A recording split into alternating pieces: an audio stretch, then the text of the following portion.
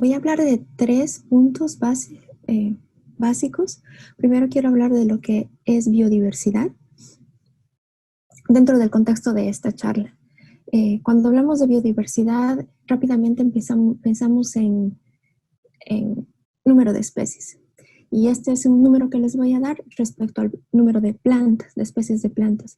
Existen diferentes estimaciones.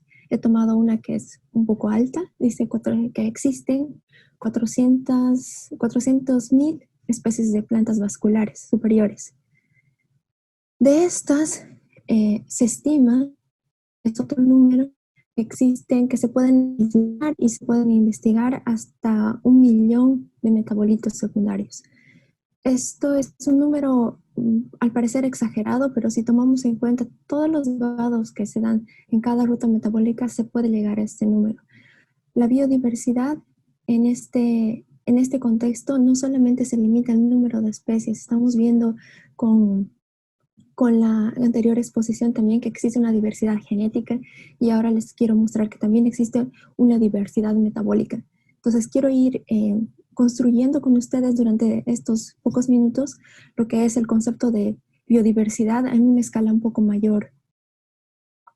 Los metabolitos, tanto primarios como secundarios, son el resultado de la combinación de CO2, agua y energía lumínica que las plantas maravillosamente modifican y producen todos estos compuestos.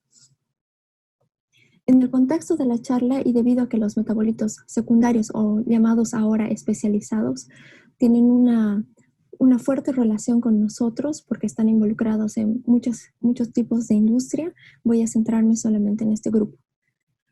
Básicamente, los metabolitos secundarios especializados se dividen en 3 grupos: los terpenoides, alcaloides y los compuestos fenólicos. Yo he venido estudiando mucho a los terpenoides porque son un grupo muy diverso, muy estructurado y tenemos ejemplos muy interesantes como ser la artemisinina, que es un sesquiterpenoide altimalárico, el taxol, que es un diterpenoide antitumoral, y la glicirricina, que es un triterpenoide hepatoprotector. Problemas asociados o retos asociados a la producción de estos metabolitos es que por lo general, no es en todos los casos, su producción es muy escasa, es escasa en el recurso de origen. Existe muy poco conocimiento respecto a la ruta metabólica, toda la producción, esta maquinaria que existe en las plantas, y la síntesis química de estos compuestos es muy complicada debido a que sus estructuras son muy complejas. Entonces, aquí viene la biotecnología. ¿Será una solución para la producción sostenible de estos compuestos? Pues voy a intentar demostrar de que sí lo puede ser. Acá les voy a hablar ahora de la aplicación de la biotecnología en la producción sostenible de triterpenoides específico.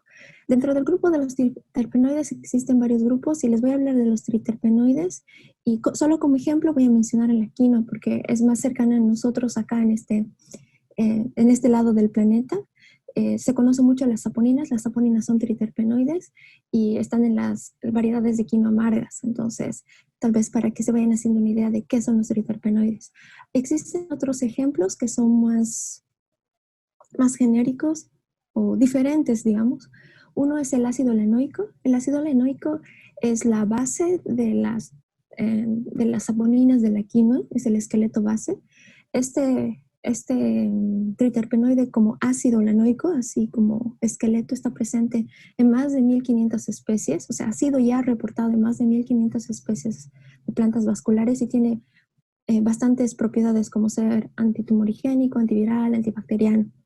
Por otro lado, y este compuesto se dice que es ubicuo, no sé cómo se podría hacer en español, está muy disperso en diferentes plantas. Por el contrario, tenemos a la glicirricina, que solamente se encuentra en 2 especies, en Glycyrrhiza glabra y Glycyrrhiza auralensis. Tiene esta estructura específica, es muy similar al ácido lenoico, si lo pueden ver. Tiene propiedades como hepatoprotectoras, antivirales, antiinflamatorias y también se usa como edulcorante. Edulcorante natural porque tiene un fuerte sabor dulce. Entonces nosotros para poder producir de manera sostenible este tipo de compuestos, lo que hemos hecho es generar un sistema heterólogo de producción. ¿Por qué viene a ser esto necesario? Primero, porque los sistemas heterólogos en levaduras, sobre todo, bueno, también en bacterias, en este caso hemos escogido las levaduras por el tipo de la naturaleza de las enzimas que están involucradas en la ruta de los triterpenoides. Está muy bien estudiado y es fácilmente escalable. Además que existe ya en el caso de las levaduras una ruta metabólica básica primaria que lleva los esteroles, la cual se puede modificar más fácilmente y redireccionarla hacia la producción de triterpenoides. Entonces, lo que nosotros hemos hecho es incluir las enzimas, o sea, expresar los genes que codifican para las enzimas necesarias para la producción del triterpenoides en levaduras y producir estos compuestos. En base a este sistema, hemos sido capaces de revelar la función de muchas enzimas involucradas en la ruta de triterpenoides. Esto viene a ser muy interesante porque ya les había hablado de las especies. Estas enzimas, todas estas enzimas han sido aisladas de una sola especie de planta, de Medicago truncatula, que es una leguminosa modelo. Y a pesar de que algunas de las enzimas cumplen funciones dentro de la planta porque logran producir los compuestos que realmente la planta acumula, hemos encontrado otras que realmente no son funcionales en la planta, pero que en nuestro sistema heterólogo lo son. Entonces, vemos que las enzimas también vienen a ser formar parte de este concepto de biodiversidad. Tenemos las especies, tenemos los genes y los productos, ¿no?, de los genes, que serían en este caso particular las enzimas. Y estas enzimas se constituyen en una caja de herramientas para ir explorando más lo que se puede hacer con la producción en base al uso sostenible de la biodiversidad. Hemos seguido explorando y hemos encontrado también las enzimas responsables en la ruta metabólica de la glicerresina. Y como prueba de concepto, lo que hemos hecho es mezclar algunas enzimas que en las plantas normalmente no trabajarían juntas. En este caso hemos usado una enzima de la oliva, del árbol del olivo, y una enzima proveniente de Arabidopsis thaliana. Estas 716A1 y A2 provienen de Arabidopsis thaliana. Y hemos logrado producir este compuesto que, bueno, tiene un nombre 22-alfa-hidroxialfamirina, tal vez no dice absolutamente nada, pero este compuesto nosotros lo hemos testeado y es un potencial antiinflamatorio y ha sido reportado también como un potencial anticancerígeno. Y ha sido aislado solamente de una sola planta que se llama Nardophyllum bryoides, una asterácea que existe y crece solamente en la Patagonia Argentina. O sea, hemos logrado producir un compuesto con genes de otra planta, que es una modelo Arabidopsis, que es muy fácil de cultivar y demás, y producir un compuesto que solo existe en la Patagonia Argentina. Entonces, con esto podemos ir divisando que la biotecnología también nos puede ayudar a valorizar lo que son los recursos y no hacer uso extractivo de la naturaleza. Entonces, nos puede dar una pauta diferente de lo que se puede hacer en cuestiones de uso sostenibilidad. Ya que la generación de estas herramientas, esta caja de herramientas es muy promisoria, se generó un consorcio en la Unión Europea del 2003 al 2017 que se llamó el proyecto Tri4C. Tri4C por los triterpenoides. Hicieron desde lo que es la bioprospección hasta comercialización. Se lograron publicar muchos artículos, algunas patentes, se llegó a comercializar algunos productos. Se vieron que hay muchos retos que se tienen que ir superando. Han visto que sí es posible llegar a concatenar todos estos aspectos que son muy importantes en la producción sostenible de estos compuestos, pero también existe un problema que en la cuestión de acceso, ¿no? Acceso a los recursos que ellos vieron como un reto, que fue el protocolo de Nagoya. En este lado del globo, como les decía, la biodiversidad está a nuestro acceso. No tenemos esta limitante y es necesario que veamos que hay más allá de lo que podemos ver. Tratando de explorar esto del más allá de lo que podemos ver, decidimos estudiar otras plantas dentro de lo que habíamos venido estudiando, que son las leguminosas. Nos habíamos centrado mucho en este grupo, sobre todo en este clado, la Inverted Repeat Lichen Clade, donde está el icabo, la arveja y otros. Y decidimos salir de este recuadro e ir a estudiar una planta que, aún siendo fabácea, realmente es un poco diferente. En aspecto también, la flor parece de orquídea, las hojas no nos llevan a pensar que son de fabáceas. Y empezamos a estudiar Bauhinia forficata, para ser más específica. Entonces, se habían reportado muchos flavonoides en esta planta con actividades biológicas ya reconocidas como antioxidantes y demás, pero no se había reportado ni un triterpenoide. Entonces nosotros decidimos explorar qué triterpenoides hay y encontramos que tiene un perfil muy diferenciado de lo que nosotros habíamos estudiado anteriormente. Y vimos que en específico acumulaba compuestos que no eran comunes, por ejemplo la alfamirina y el germanicol, y logramos identificar las enzimas responsables de su acumulación, que es en este caso esta oxidoscuala ciclasa 3, en el caso de la alfamirina, y la 2 para germanicol. Lo interesante de estas enzimas es que tenían una actividad muy específica para la acumulación de estos compuestos. Normalmente en la naturaleza, estos compuestos, todos estos que vemos acá, vienen mezclados. Entonces la actividad de estas enzimas es un poco diversa y se van acumulando mezclas que son difíciles luego de purificar. En cambio, con el uso de herramientas biotecnológicas, la biología sintética, podemos producir productos más, valga la redundancia, productos más aislados, puros, y facilitar los procesos de purificación posteriores. Hemos usado dos tipos de huéspedes, que son las levaduras. Hemos visto que la actividad era, en el caso del germanicol, se acumulaba grandes cantidades. Y en el caso de la alfamirina teníamos una pequeña duda acá. No estábamos muy seguros que si realmente esta enzima podía funcionar bien, y cambiamos el huésped a Nicotiana bentamiana, que es un huésped bastante usado también, y vimos que la acumulación de la alfamirina se hacía bastante notoria. Entonces, también aquí hay que jugar un poco con los diferentes tipos de huéspedes.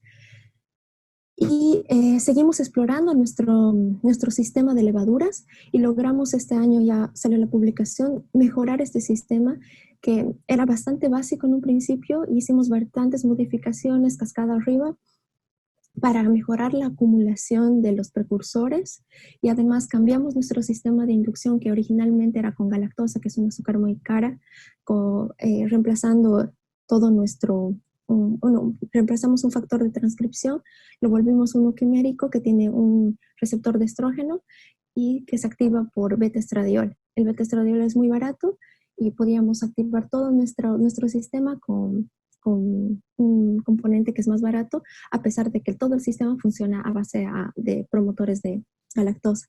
Entonces, estas herramientas biotecnológicas no solo nos permiten producir, sino que gracias a las herramientas que ya hay para la biología sintética, podemos hacer modificaciones más finas, ir afinando e ir aumentando la producción según la disponibilidad que tengamos en el laboratorio.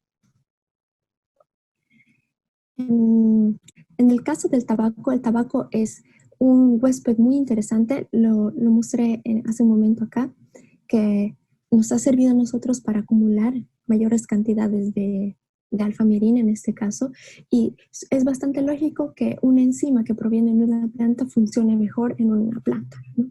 Porque las condiciones son más óptimas.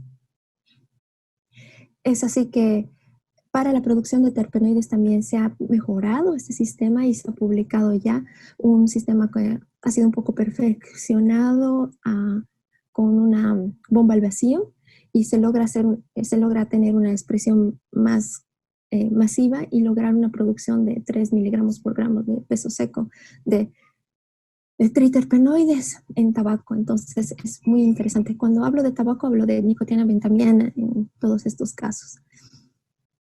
El sistema de bentamiana no solamente es útil para la producción de metabolitos secundarios, también ha sido postulado para la producción de vacunas y nuevos fármacos.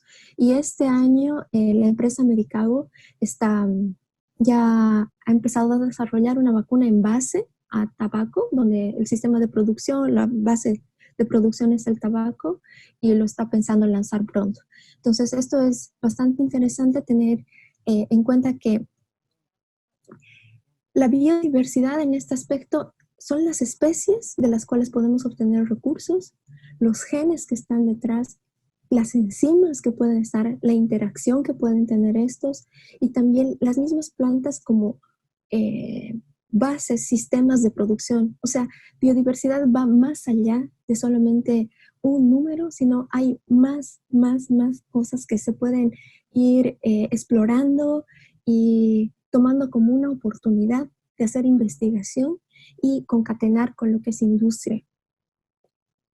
Y quiero hacer ese realce en esta charla para que veamos el potencial que existe acá en la Amazonía. Y yo estoy fascinada por lo que veo acá desde la Amazonía ecuatoriana. Hay demasiado por explorar. Veo una especie y veo miles de enzimas detrás que pueden estar haciendo reacciones inesperadas, que pueden ser usadas para industria de manera potencial. Voy a moverme ahora a lo de la edición génica. La edición génica, bueno, ustedes se habrán despertado con la noticia del premio Nobel para Emmanuel Carpentier y Jennifer Doudna por el descubrimiento justamente y aplicación de CRISPR-Cas.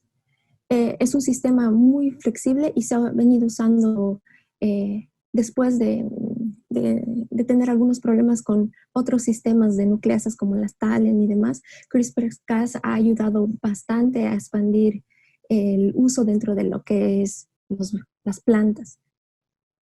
Entonces, algunos retos que todavía hay que enfrentar, bueno, que uno se enfrenta cuando usa CRISPR-Cas es que por lo general se necesita tener un sistema de transformación bastante establecido en la especie que se quiere trabajar. El ploidismo no es es una barrera y la regeneración de las plantas una vez que se insertan los cassettes y demás se vuelve un reto, aunque hay ahora algunas nuevas modificaciones que ayudan a enfrentar estos retos. Nosotros hemos utilizado CRISPR-Cas para noquear la actividad de este gen, este CYP716A51, que está involucrado en la ruta metabólica del ácido betulínico. ¿Por qué hacemos esto?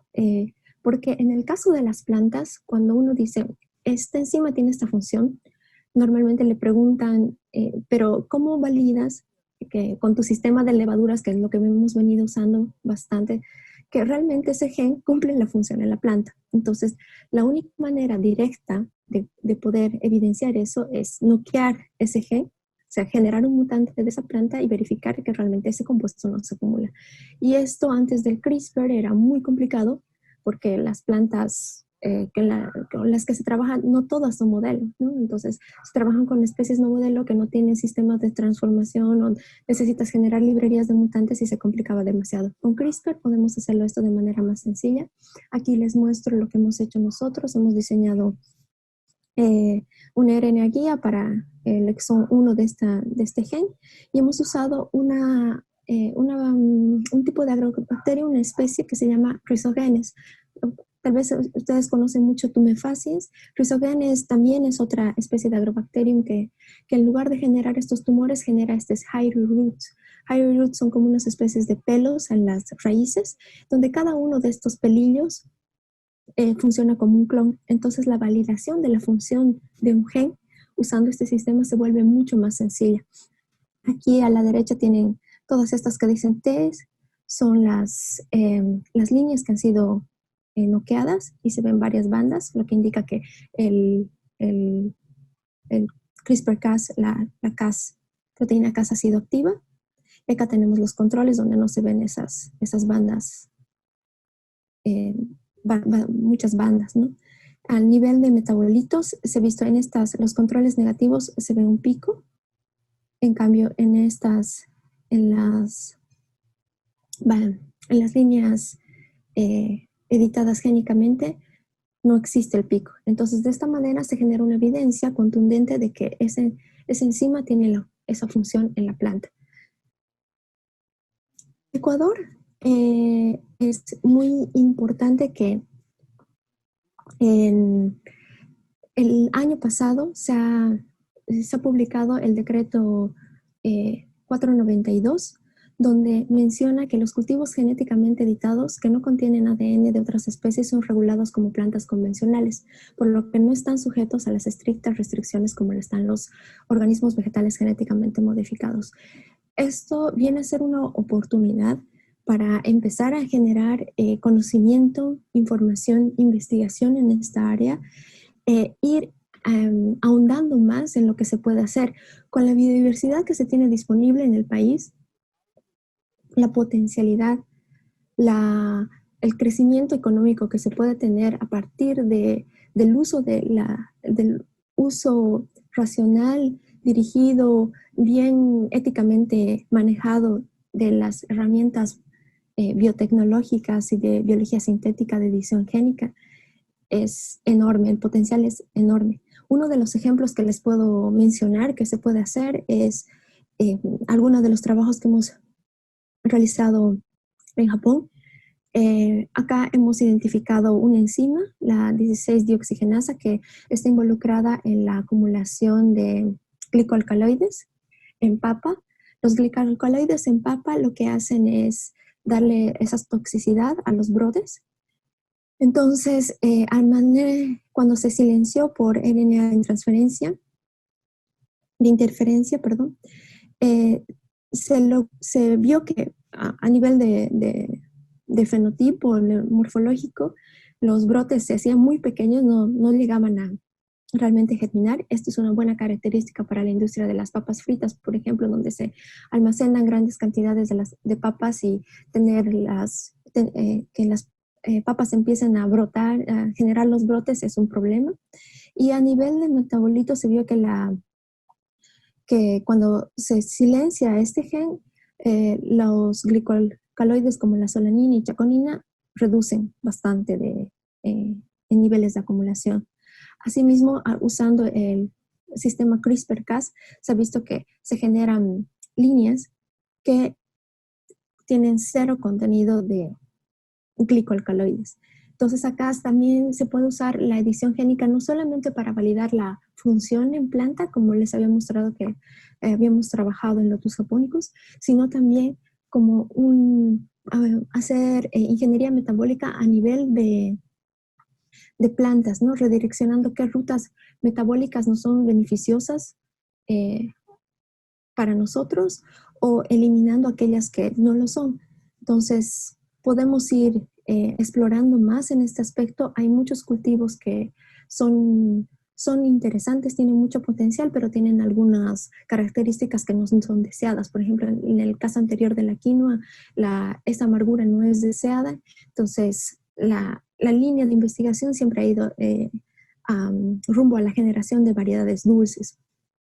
Por otro lado, en la yuca, por ejemplo, los compuestos cianogénicos son un problema, y también en Chile han generado ya una variedad que es justamente editada génicamente que ya no produce. Entonces hay muchas potencialidades que se pueden ir explorando a raíz de tener estos recursos, a raíz de visualizar la biodiversidad como un conjunto de varias cosas, no solamente especies, sino más allá.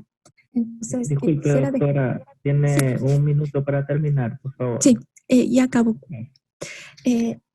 Las conclusiones que les quisiera dar es que la biodiversidad entonces serían especies, genes, proteínas, enzimas, metabolitos y todo el conjunto de estos, La biotecnología es una herramienta valiosa para el uso sostenible de la biodiversidad y en Ecuador hay un potencial y oportunidad de hacer uso de estas herramientas biotecnológicas enorme.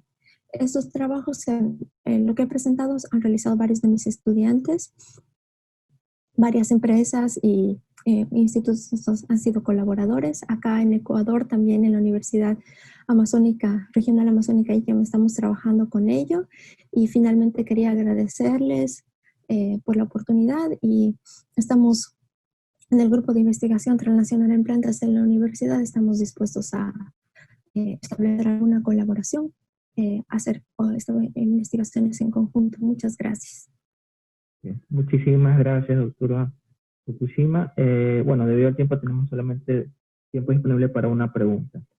Nos indican, en cuanto a las patentes, ¿qué es en sí lo que se patenta? El proceso de ingeniería metabólica desde descubrir, modificar, optimizar las rutas metabólicas o el compuesto en sí.